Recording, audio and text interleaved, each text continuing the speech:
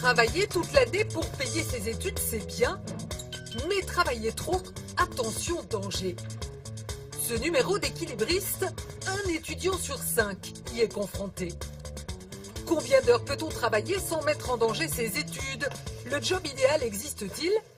3 jours par semaine, cette étudiante en biologie sert des crêpes dans un restaurant parisien. Mesdames, bonjour. Vous avez choisi?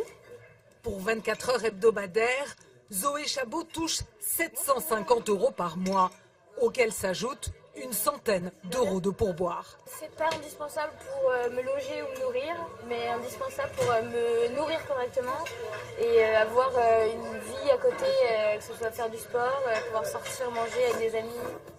Mais au premier semestre, Zoé a flirté avec le danger. Trop d'heures à la crêperie.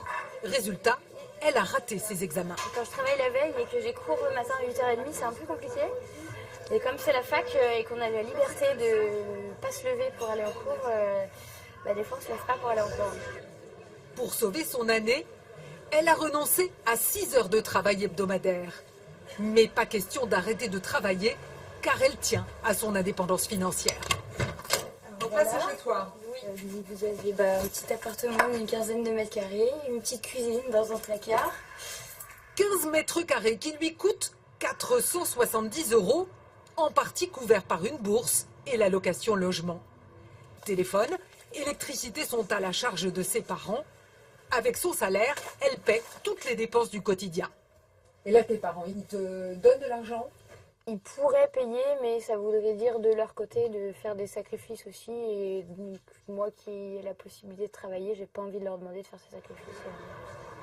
Comme Zoé Chabot, 10% des étudiants exercent un emploi à l'année. Petit test dans cet amphi. Alors, qui parmi vous est concerné par cette problématique de l'emploi salarié? Qui? Ce jour-là, on compte 3 babysitters, un animateur de centre aéré, 2 employés de fast-food, un prof de maths et 2 caissières. À partir de combien d'heures mettons ces études en danger? Un étudiant sur 10 est confronté à ce risque. Chaque année, ce professeur d'économie voit des jeunes déserter son cours. En deçà d'une quinzaine d'heures, l'emploi salarié n'est pas problématique. Moins de 15 heures par semaine, ça pose pas trop de problèmes. Mais dès qu'on dépasse le mi-temps, ça pose effectivement problème et ça réduit les chances de réussite des étudiants. Parmi ces étudiants, Lisa Moelebi.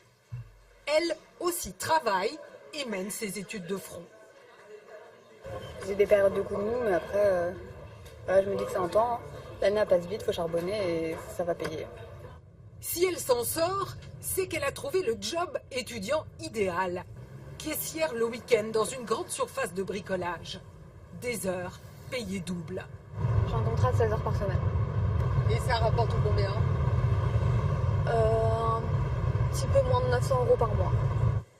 Au-delà du salaire, Lisa en est persuadée. Cette expérience lui sera utile plus tard.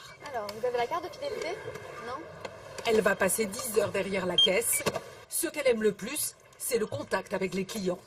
Même si je sais que ce travail n'est que temporaire, j'apprends beaucoup de ce travail. Mais au fait, travailler pendant ses études, est-ce un plus sur un CV? Pour ce chasseur de tête, oui, ça compte. Il y a une question de nombre, c'est-à-dire bien qu'il soit super jeune, 1, 2, 3, 4, 5, 6, 7 expériences en entreprise. Ça, c'est génial. Donc ça veut dire que c'est quelqu'un qui a un niaque, qui a envie et qui veut se battre sur le marché de l'emploi. Donc c'est un signe positif par rapport à un investissement professionnel lorsque la personne est en face de nous en tant que candidat ou en tant que candidate. 200 000 étudiants travaillent tout au long de l'année en France pour un salaire moyen de 740 € par mois.